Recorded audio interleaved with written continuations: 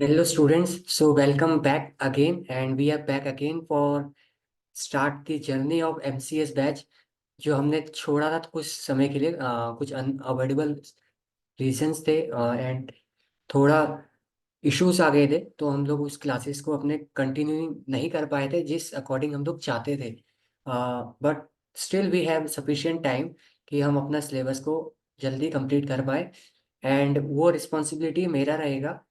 वो इसलिए रहेगा कि आपका क्वेश्चन रहेगा सर इतना टाइम कम है तो हम लोग कैसे करेंगे। तो आपको घबराना नहीं है। क्यों? क्योंकि आप जो ये नोट्स आप लोग देख रहे हैं ऐसे नोट्स मैंने प्रिपेयर करे हैं कि बस आपको क्या करना है, मेरे साथ क्लास को बहुत ध्यान से सुनना है, सिर्फ सुनना है मेरी बातों को कि आखिर हम लोग केस में पढ़ क्या रहे। ठीक है? और ज़्यादा इम्पोर्टेंट यहाँ पे फैक्ट्स नहीं है, डिसीजंस हैं जो आपको मैंने ऑलरेडी यहाँ पे बहुत अच्छे से हाईलाइट कर दिया है। अदरवाइज क्या होता, हम जब आप रेगुलर बैच देख रहे होते तो वहाँ पे हमें पूरा चीज़ें पढ़ना होता और लीगल इशू निकालना होता है ना। और हमें यहाँ पे डिसीजंस भी जो है वो अच्छे से समझना होता।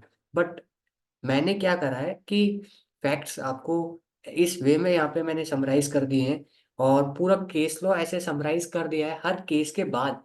तो आप लोगों को अब जो है इतना टाइम नहीं लगने वाला, सच में नहीं लगने वाला। क्यों सर? और कितना टाइम लगने वाला है? तो आप लोगों को इस क्लास के बाद हार्डली 5 मिनट्स लगेंगे इन केस स्टडीज को खत्म करने में। हम लोग क्या पढ़ रहे हैं सर? सर हम लोग एमसीएस की क्लास स्टार्ट कर रहे थे जो फास्ट ट्रैक बैच आप लोगों के सपोर्ट से अच्छा चल रहा था। बट कुछ इश्यूज आए, रीजंस आए जिसकी वजह से हम लोग कंटिन्यू नहीं कर पाए। अब लोग हम आपको बता दूं अभी तक हमने क्या करा। एमसीएस में डिफरेंट टाइप्स ऑफ चैप्टर्स हैं। Company law, securities law, economic law और इंसॉल्वेंसी लॉ, उसके बाद यहाँ पे सीसीआई लॉ। तो हमने कंपनी लॉ खत्म कर दिया है, उसमें हमने टाइम लगाया, इफेक्टिव टाइम लगाया। और क्यों लगाया? ताकि हम लोग आगे जो केस स्टडीज हैं उनको इजीली कर पाए। और अगर मैं उन्हें उस कंपनी लॉ की केस स्टडीज को आपको फटाफट करा देता तो वो ग्रिप नहीं बन पाती इस सब्जेक्ट में। तो पहले तो अपने माइंड से आप लोग निकाल लें और बिल्कुल क्लियर रखें कि कोई दिक्कत नहीं है, आप अपने अदर सब्जेक्ट्स पर फोकस करिए। ये सब्जेक्ट मेरा रिस्पॉन्सिबिलिटी रहेगा नोट से लेके आपकी क्लासेस तक। क्यों? क्योंकि हम लोग इस तरह से पढ़ने वाले हैं, आपको खाली सिर्फ ये क्लास देखनी है जो कि मिनिमम 1 आवर का रहेगा। और वो 1 आवर की क्लास आपको जब सेल्फ स्टडी करने जाएंगे तो 5 मिनट्स का रिवीजन रहेगा। एंड 5 मिनट्स में अगर आपकी केस स्टडीज हो रहे हैं तो इससे अच्छी बात कुछ भी नहीं है। ठीक है? तो प्लीज आप लोग जो है एक माइंडसेट जो होता है ना, हमें माइंडसेट को प्रिपेयर करना जरूरी है कि सर हमारा हम अभी एग्जाम टाइम है कि आप लोगों पर प्रेशर रहेगा कि सर कैसे होने वाला है, कैसे कंटिन्यू करेंगे, क्या हो पाएगा नहीं। तो मैं पहले ही क्लियर कर देता हूँ एंड आप लोगों को भी अपने माइंड को, क्योंकि देखो गेम माइंड का ही है, हमें इसको समझाना है कि हमें इसको कैसे लेके चलना है। अगर हम बोलेंगे क्यों संदीप महेश्वरी कहते हैं कि चीजें आसान है, वो माइंड से खेल रहे हैं हमारे। तो जब वो चीजें बोलते हैं ना आसान है, क्यों कहते हैं? ताकि आसान चीजें लगने लगे। तो उसी तरीके से ये चीजें जो है सिंपल रहेंगी, इतना नहीं होने वाला है एमसीएस में। अभी भी हमारे पास बहुत टाइम है, सफिशिएंट टाइम है, ये नहीं कहूंगा बहुत टाइम है, सफिशिएंट टाइम है कि हम इसको आराम से क्लियर कर पाए। और आप इसमें एक्स्ट्रा एडिशन टाइम दे सकते हैं अपनी सेल्फ स्टडी में और अपने राइटिंग प्रैक्टिस में। तो हम लोग स्टार्ट कर देते हैं सीसीआई की जो केस स्टडीज। आज हम लोग क्या करने वाले हैं sir? Competition commission of India, CCI का एक्ट जो है वो आप लोगों ने पढ़ा होगा और वो मैं आपको नहीं पढ़ाने वाला। तो हम यहाँ क्या पढ़ने वाले हैं? सीसीआई में जो आपने एक्ट पढ़ा है उस एक्ट में, या सीसीआई जो भी है कंपटीशन कमीशन, वहाँ पे सेवरल केसेस हुए होंगे। क्योंकि सर अगर लॉ बना है तो लॉ को ब्रेक करा भी गया होगा, लॉ में डिस्प्यूट्स भी आए होंगे। तो वो डिस्प्यूट्स जो भी आए हैं, जो भी केसेस गए हैं हायर अथॉरिटीज में, हायर कोर्ट्स में, वो हमें पढ़ने हैं और चीजें समझना है और इलेबोरेट करके चलना है कि मतलब ब्रॉडर टर्म में कि सीसीआई है क्या, क्या पावर है सीसीआई का, या सीसीआई सिर्फ नाम के लिए है। तो हम लोग अपनी क्लास को आज स्टार्ट कर देते हैं। अब क्लास स्टार्ट होगी केस लॉ नंबर 1 से। सीसीआई का केस लॉ नंबर 1 है, जहाँ पे केस लॉ का नाम है Thupili Ravindra Babu versus bar council of India. Sir यहाँ पे बहुत, अगर मैं हाईलाइट करके बोलूँ तो मेन की हाईलाइट है बार काउंसिल ऑफ इंडिया। तो सर ऐसा क्या है यहाँ पे, इस केस में मैं आपको बताऊँ आपको क्या करना है। फिर से मैं एक बार फिर से शॉर्ट में बोल दूँ कि क्लियर कर दो माइंड को कि सर अभी कुछ नहीं है, अभी लेक्चर हम लोग ध्यान देना है बस। आप लोगों को बस सुनते रहना है और चीज़ों को बस जो की पॉइंट्स है ना उनको अपने दिमाग में रखना है। बाकी मैंने वर्क कर दिया है पूरे नोट्स पे। तो सर बस आप सुनिए। अब सर सुनना क्या है सर, ये बताइए कि आप सुनने के लिए तो कह रहे हैं, बट सुनना क्या है।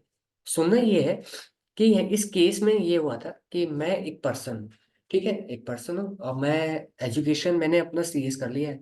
सर सीएस हो गया आपका? हाँ मैंने सीएस कर लिया है और उसके बाद मुझे क्या करना है, मुझे एलएलबी भी करना है। सर मेरा मन भी है और आपको भी पता है कि सीएस के बाद लोग एलएलबी को प्रेफर करते हैं अगर सीएस ने एलएलबी करा है। तो सर मैं गया एलएलबी करने, बट मेरी एज जो है ना वो 52 ईयर्स से ज़्यादा हो गई।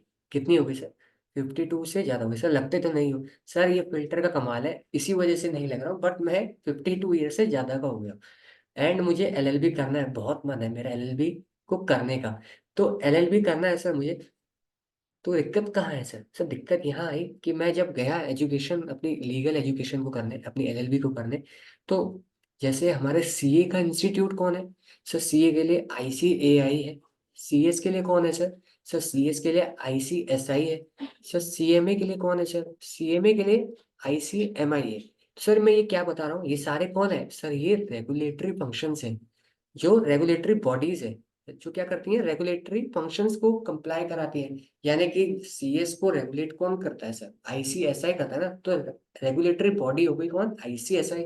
उसी तरह से बार काउंसिल ऑफ इंडिया कौन है सर? ये एक रेगुलेटरी बॉडी है। रेगुलेटरी बॉडी मतलब जो रेगुलेटरी फंक्शंस करती है, यानी कि बार काउंसिल ऑफ इंडिया का जो रेगुलेटरी फंक्शंस जो कर रही है, किसके लिए कर रही है? जो एलएलबी लीगल एजुकेशन जो लोग करना चाहते हैं उसके लिए ये एक रेगुलेटरी बॉडीज है। ये स्टेप्स लेंगे, कैसे एग्जाम कंडक्ट होंगे, लीगल एजुकेशन को कैसे अच्छा करा जाएगा, है ना सर? तो ये कौन है? रेगुलेटरी बॉडीज जो रेगुलेटरी फंक्शंस करेगी। रेगुलेटरी फंक्शंस मतलब कुछ लॉ है, कुछ लॉ से रिलेटेड कुछ स्पेसिफिक एक्ट्स हैं इनके।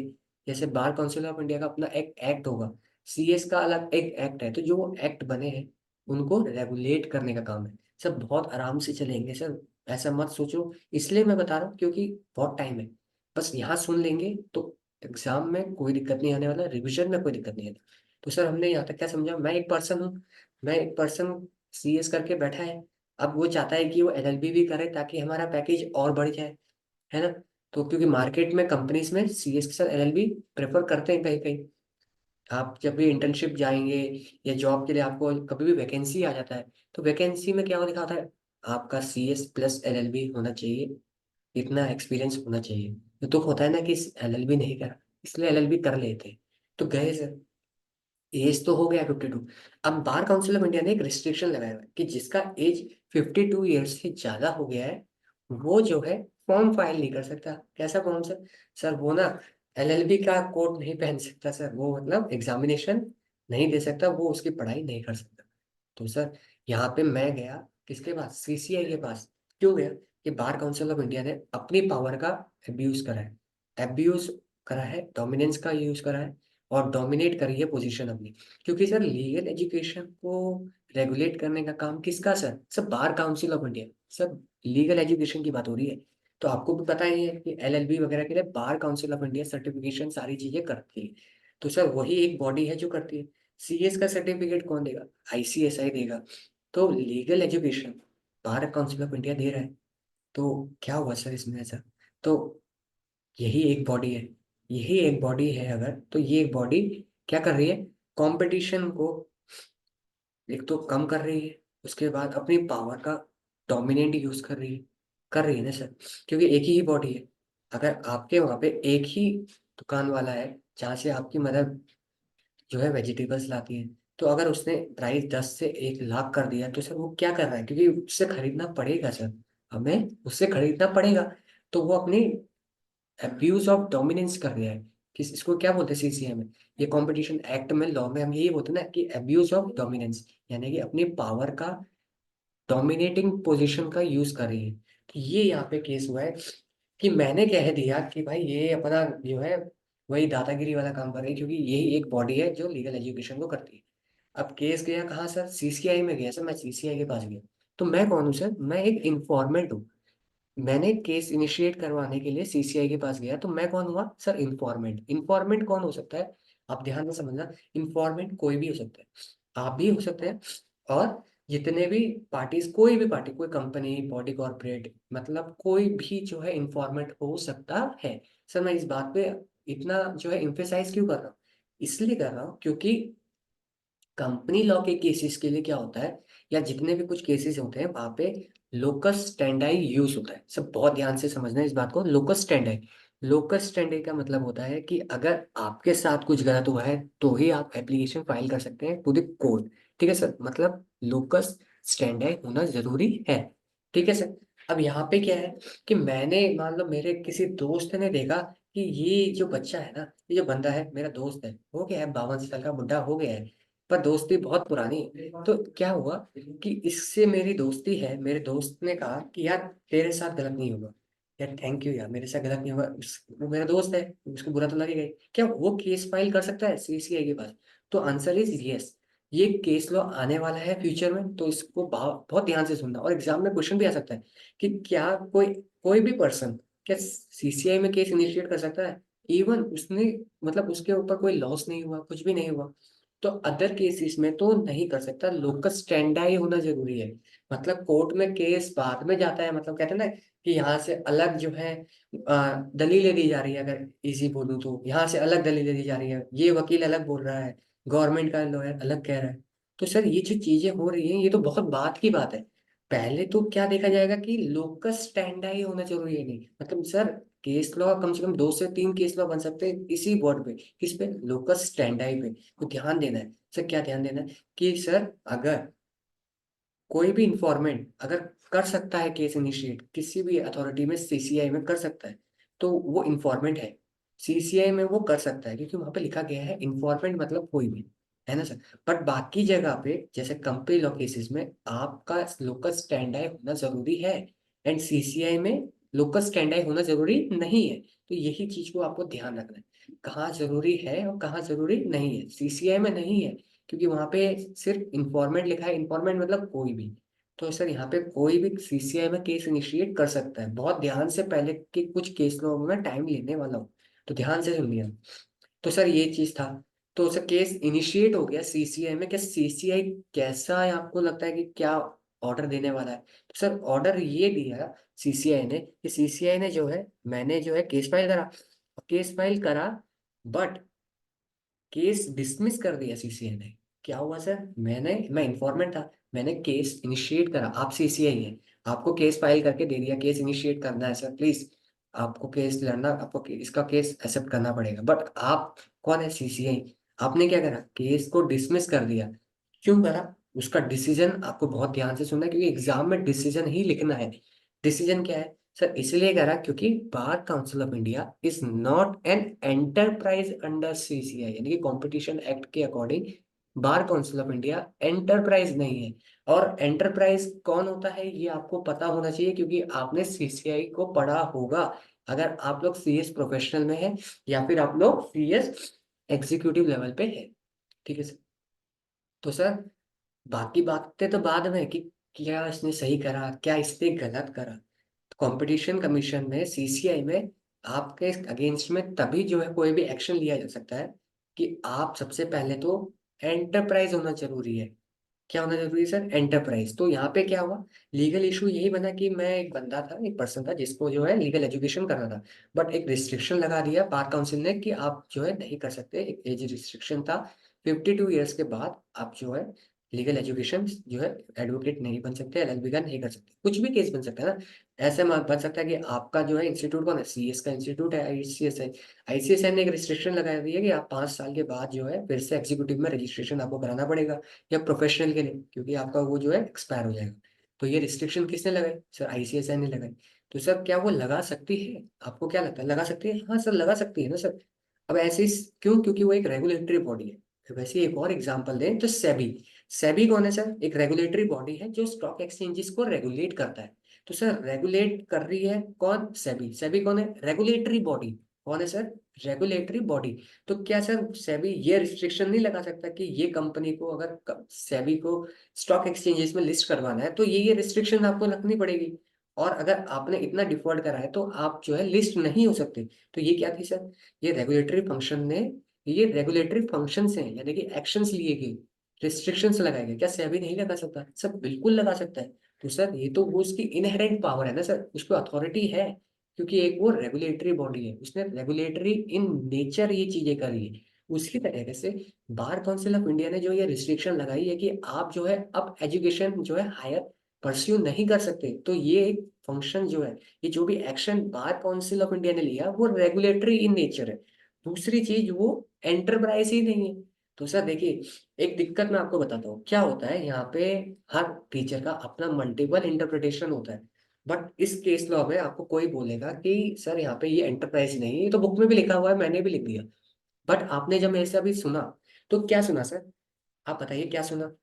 तो सर मैं बताता हूँ, ये सुना आप लोगों ने कि दो बातें, ऐसी क्या दो बातें थी? दो बातें ये थी कि एंटरप्राइज तो नहीं है, मान लो वो एंटरप्राइज होता फिर। तो सर यहाँ पे हमें दो बातें देखनी है, क्योंकि इस केस लॉ से मुझे ये चीजें पता चला कि या तो वो एंटरप्राइज नहीं है तो केस नहीं होगा। ठीक है सर, डिसमिस हो गया। दूसरी चीज ये है कि ये बार काउंसिल ऑफ इंडिया हो गया, अगर एग्जाम में क्वेश्चन आता है, आईसीएआई हो गया, सीएस का इंस्टीट्यूट हो गया, सेबी हो गया, तो ये जो फंक्शंस कर रहे हैं ना, क्योंकि ये क्या है, रेगुलेटरी बॉडीज है। रेगुलेटरी बॉडीज क्यों बोलते हैं इन्हें?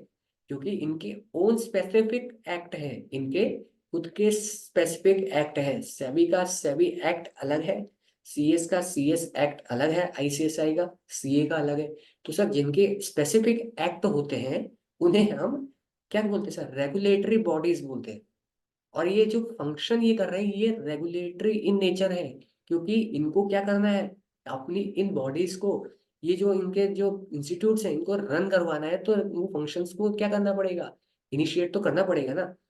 इसीलिए ये जो है केस इनिशिएट नहीं हो सकता। मतलब बार काउंसिल ऑफ इंडिया ने जो करा वो उसकी इनहेरेंट पावर है, उसको पावर मिला है, इस वजह से बार काउंसिल ऑफ इंडिया को हम लोग केस इनिशिएट नहीं कर सकते, हम लोग पेनलाइज नहीं कर सकते कि भाई वो अपना डोमिनेंट पोजीशन यूज कर रहा है।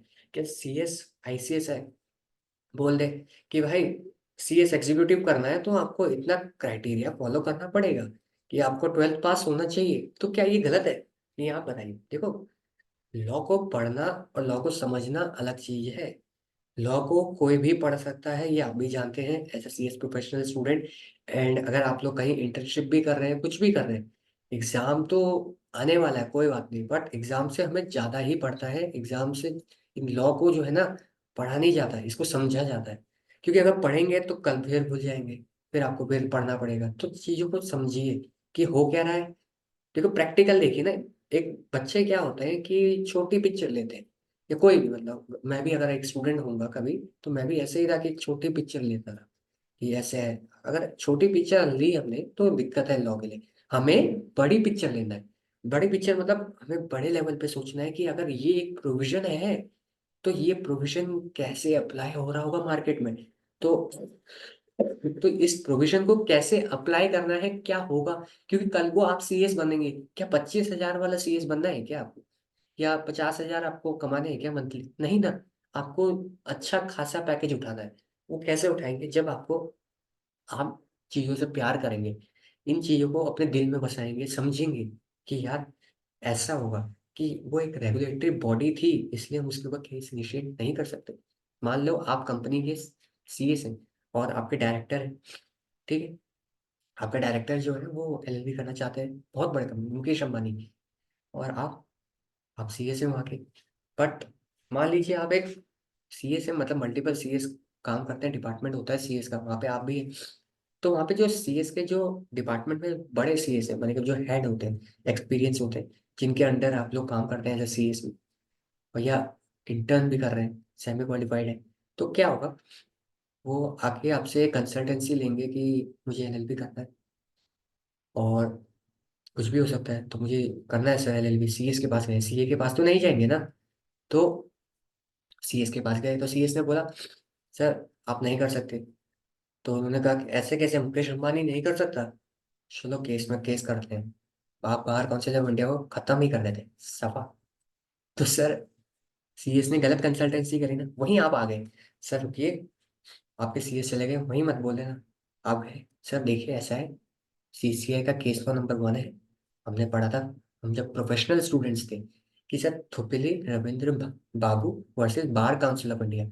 यहाँ पे ये हुआ था कि अगर आपकी एज हो गई है तो आप लोग केस इनिशिएट नहीं कर सकते। ऑलरेडी कोर्ट में हो चुका है सर ये चीज। सीसीआई ने भी जो है वोट दिया, कि कहा कि केस डिसमिस हो जाएगा, कोई फायदा नहीं है सर, पैसा भी जाएगा, आपका डायरेक्टर है, नाम खराब हो जाएगा।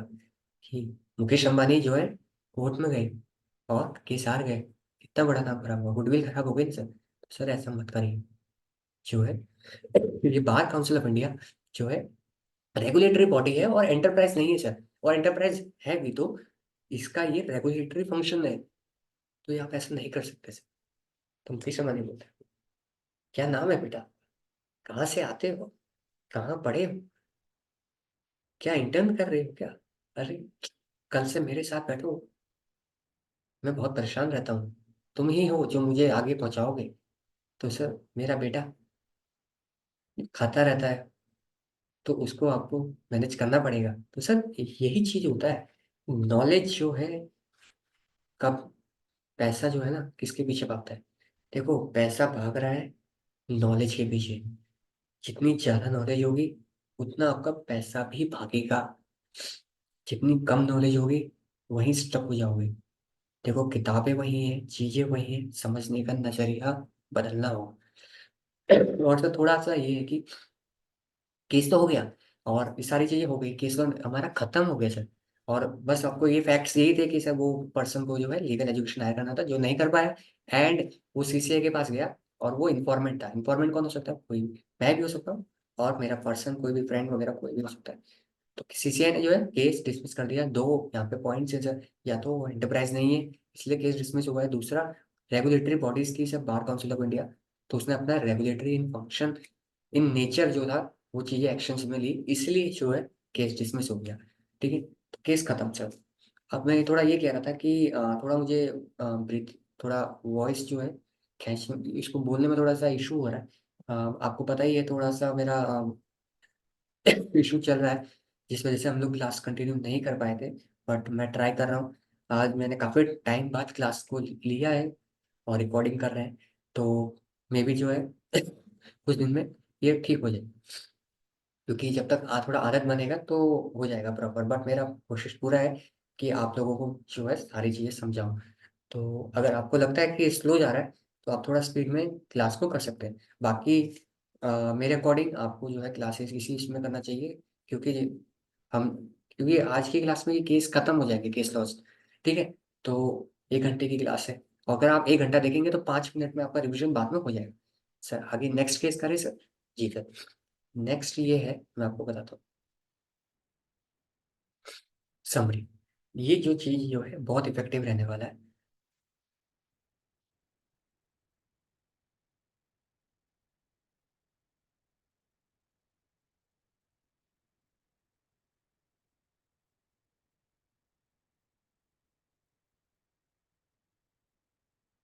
1 मिनट में आपको बताता हूँ।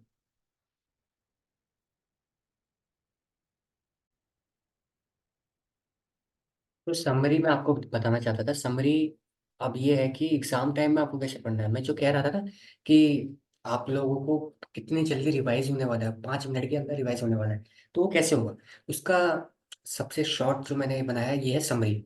तो आपको क्या करना है, जब भी आपका एग्जाम होगा आपको खाली यही पढ़ना है, वो भी पढ़ना है। बट मान लो आप एग्जाम हॉल में बैठे हो, तो आपको जो भी केस लॉ ढूंढने में आसानी होगी ना, वो इस नोट से होने वाली है। कि सर समरी क्या थी इस Thupili Ravindra Babu versus bar council of India में। सो ये समरी थी कि case will be initiated under CCI if accuse is an enterprise. तो सर केस सीसीआई में तभी जाएगा जब क्या होगा सर, वो जिसके अगेंस्ट में केस हो रहा है वो एंटरप्राइज होना चाहिए। वो एक्यूज जिसके अगेंस्ट में एलिगेशन लगा रहा है इन्फॉर्मेंट में, वो एंटरप्राइज होना चाहिए। उसको देखना पड़ेगा कि ये एंटरप्राइज है या नहीं है। और बातें तो बाद में होंगी सर, कि सर उसने क्या करा क्या नहीं करा। तो सर क्या करा क्या नहीं करा वो तो बाद में, पहले हमें ये देखना है कि वो एंटरप्राइज है या नहीं है। ठीक है सर। अब दूसरी चीज, ये जो बात है ना, ये हर फैकल्टी बता देता है। ये जो मैंने अपना इनबिल्ड निकाला, ये चीजें काफी मेहनत से मैंने देखा कि काफी रिसर्च करा कि जो दूसरा पॉइंट भी इस केस में निकल के आ रहा है कि ये एक रेगुलेटरी फंक्शन जो है कैरी कर रहा था, इस वजह से भी जो है केस डिसमिस हो गया। क्योंकि देखिए, आपको हमने केस पढ़ाया है कि ये तो काफी छोटा, आपको मतलब फैक्ट्स जो है काफी समराइज में लिखे हुए हैं, और रीजनिंग भी काफी समराइज दी हुई है, डिसीजन भी दिया हुआ है। बट जो एक्चुअल केस है, कम से कम 2 से 3 पेज का केस लॉ होता है। तो 2 से 3 पेजेस के नोट्स आपको हमने एक स्लाइड में बना के दिए हैं। तो सर वो चीजें हमने पूरी पूरी पढ़ी है, और उस चीजें समझी हैं कि वहाँ एक्चुअल में केस में हुआ क्या था, किसने क्या हियरिंग दी थी। तो सर उससे ये पता चला कि दूसरा पॉइंट ये निकल के आ सकता है कि मे बी वो एंटरप्राइज हो सकता है, बट अगर वो एंटरप्राइज है, बट वो रेगुलेटरी फंक्शन वो कर रहा है, वो एक रेगुलेटरी बॉडी भी है एंटरप्राइज के साथ, तो भी केस इनिशिएट नहीं हो सकता। केस डिसमिस हो जाएगा, सीसीआई जो है वो उसको एक्सेप्ट नहीं करेगा। तो सर पहला केस लो हमने क्या पढ़ा? सर पहला केस लो आपको बस ये याद रखना है कि पहले केस में क्या हुआ था कि मुझे एलएलबी करना था, लीगल एजुकेशन परस्यू करना था, वो मैं नहीं कर पाया। बार काउंसिल ऑफ इंडिया ने कुछ रिस्ट्रिक्शंस लगाया हुआ था। अब बार काउंसिल ऑफ इंडिया तो सर एक ही है, सर रिस्ट्रिक्शन लगाया था तो ऐसा सारी चीजें हुई थी। तो सर हेल्ड क्या किया गया? हेल्ड ये हुआ कि सर वो एंटरप्राइज नहीं थी। बार काउंसिल ऑफ इंडिया एक स्टैट्यूटरी कॉर्पोरेशन है, एक स्पेशल एक्ट से फॉर्म हुई है। आईसीआई एक स्पेशल एक्ट से फॉर्म हुआ है। तो ये एक स्टैट्यूटरी बॉडीज है, ये एक रेगुलेटरी बॉडीज है। और ये एंटरप्राइज की डेफिनेशन में नहीं आता सर। एंटरप्राइज की डेफिनेशन में कौन आता है? मैंने आपको पहले कहा था कि एक बार आप सीसीआई का एक्ट एक बार रिवाइज कर ले।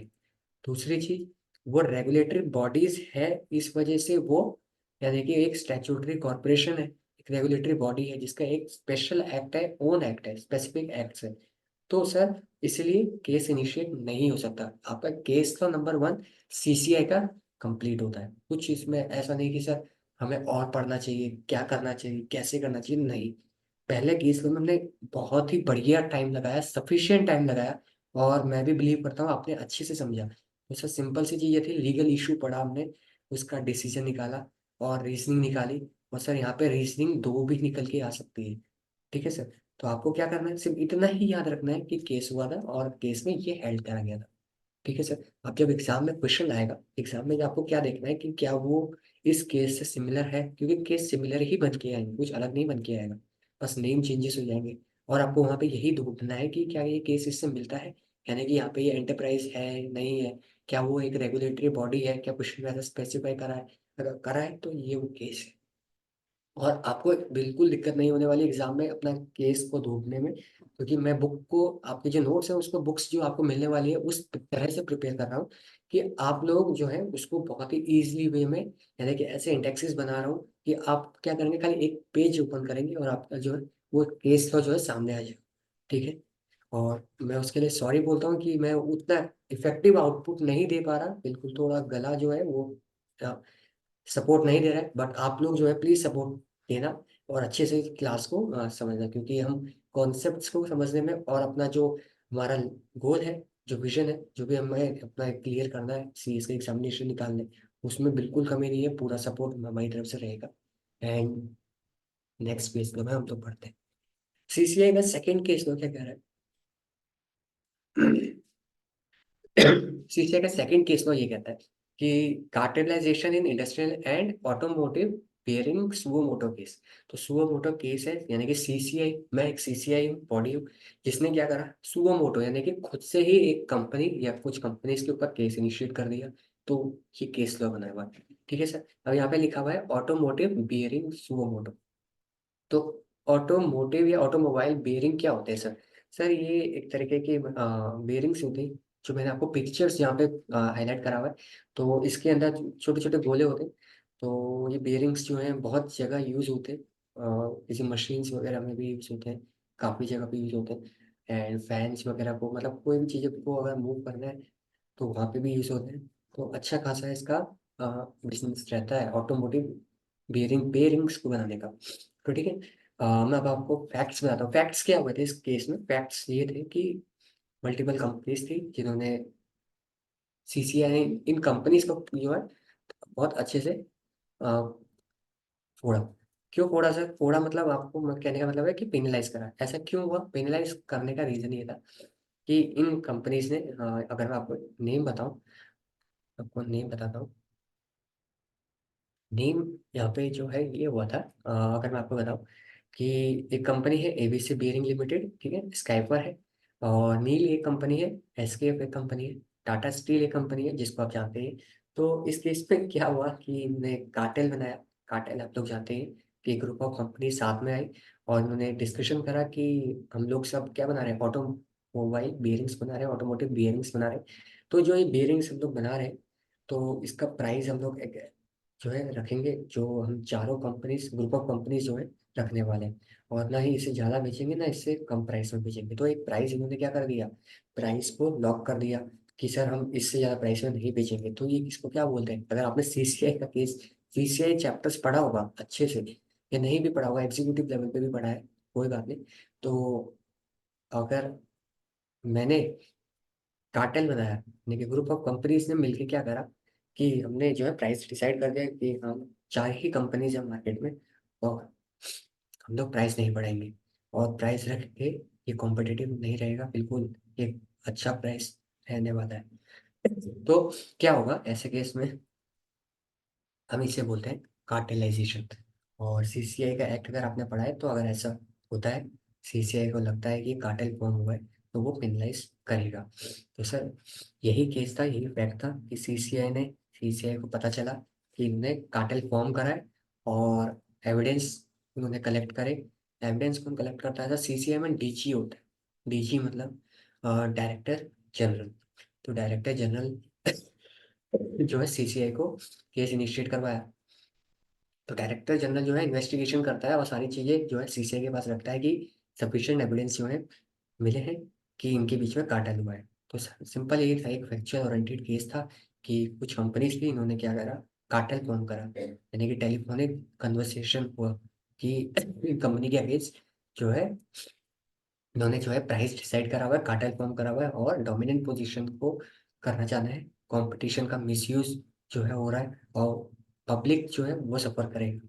तो यहाँ पे एप्रिशिएबल एडवर्स इफेक्ट हो रहा है sir, appreciable adverse effect on competition, यानी कि नेगेटिव इम्पैक्ट जाएगा कंपटीशन के ऊपर। और सीसीए फॉर्मिंग इसीलिए हुआ है कि ये एडवर्स इफेक्ट ना हो कंपटीशन पर, क्योंकि कंपटीशन होगा तो चीज़ें अच्छी रहेंगी, जो हमारा कंज्यूमर है उसको बेस्ट पॉसिबल प्राइस पे क्वालिटी प्रोडक्ट मिलेगा, और कंपनीज भी इनोवेशंस करेंगी। और तो जो भी टू होल्ड द कंपटीशन, मतलब कंपटीशन में रहने के लिए, और स्टे इन द कंपटीशन में, कंपटीशन में रहने के लिए उनको क्या करना पड़ेगा, चीज़ों को जो है इनोवेटिव चीज़ें बनानी पड़ेंगी ना, कि वो मार्केट में डील कर सके। तो वो भी सिर्फ जरूरी है। तो इस केस में यही हुआ था कि सीसीआई ने उनको पेनलाइज करा, और जितनी भी कंपनीज है उनका कार्टेल जो है फॉर्म करा, उनको बोला कि आप ये नहीं कर सकते। आपसे समरी, समरी में ये कहा गया है, समरी में ये हुआ है कि evidence is sufficient that parties involve in cartelization. Evidence जो है सफिशिएंट, जो है डायरेक्टर, डीजी मैंने नाम बताया ना, डीजी ने एविडेंस कलेक्ट करा। डीजी ने एविडेंस कलेक्ट करा कि एविडेंस जो है प्रॉपर है, सफिशिएंट है कि इन लोगों ने जो है डिफॉल्ट करा है, कार्टेल फॉर्म किया हुआ है। वो कैसे था सर, इस केस में टेलीफोनिक एविडेंस मिला था कि इन्होंने फोन पे बात करी थी, और वो फोन टैपिंग हो गई सर। तो इसलिए मैंने यहाँ पे देखो पिक्चर से आप लोग समझ जाएंगे कि यहाँ पे टेलीफोनिक एविडेंस जो है वो काम आया था। तो केस आपका जो एग्जाम में आ सकता है कि सर कुछ कंपनीज के अगेंस्ट में ऐसा कुछ कार्टेल वगैरह इन्होंने फॉर्म किया, प्रूफ ऑफ एविडेंस मतलब टेलीफोन में बातें करी, तो क्या ये कार्टेल होगा। हाँ भाई चलो यार मिलके करते हैं ना कुछ, हाँ करते हैं ना सर, क्या करते हैं सब, प्राइस कम कर दो, साथ में मिलके जो है चीजें बेचते हैं, और 1 लाख रुपए रख देते हैं प्राइस, देखते हैं किसके पास है, आपके पास आएगा ठीक, हमारे पास आएगा तो ठीक, है ना सर। दोनों का काम होना चाहिए। तो सर ऐसे हमने मस्ती में बातें करें, क्या ये कार्टेल फॉर्म हुआ होगा, क्या ये एविडेंस सफिशिएंट है कि हम उन कंपनीज को पेनलाइज कर पाए। तो सर सीसीआई ने हेल्ड करा बिल्कुल, अगर एविडेंस सफिशिएंट मानी जाएगी, और एविडेंस जो है सफिशिएंट है। जो इस केस में हमने पढ़ा कि टेलीफोन एविडेंस को, टेलीफोन कन्वर्सेशन को हम लोग एक एविडेंस मानेंगे कि यहाँ पे जो है आपने कार्टेल फॉर्म किया है, और आपको पेनलाइज करा जाएगा अकॉर्डिंगली। ठीक है सर। अब यहाँ पे एक केस हुआ था, अगर मैं आपको बताऊं,